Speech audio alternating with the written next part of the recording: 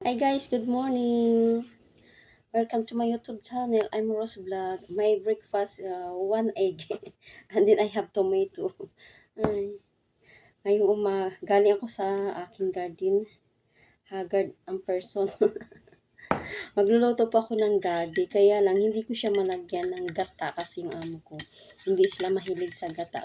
So, okay lang. At least kumakain pa rin siya at nasasarapan niya siya pag nagluto ako ng gabi. Kasi sa akin lang siya nakakatikim ng pagluto ng gabi. Kasi sa kanila dito, laman lang yung niluluto.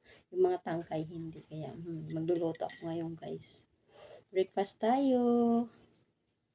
Magluluto ako ng gabi guys. Ayan, tinanggalan ko na siya ng dahon. Ayan. Namimiss ko kumain ng gabi kaya magluluto ako. Magluluto ako guys ng gabi. Gabi, gabi.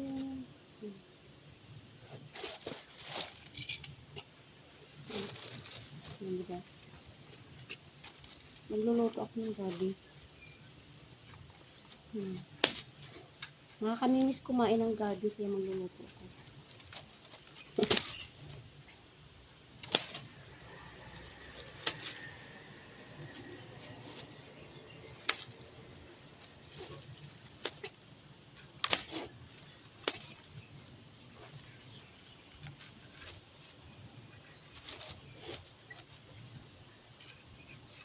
Wala akong magawa eh.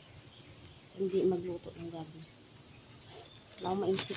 Namimiss ko lang kain. Namimiss ko lang magulay.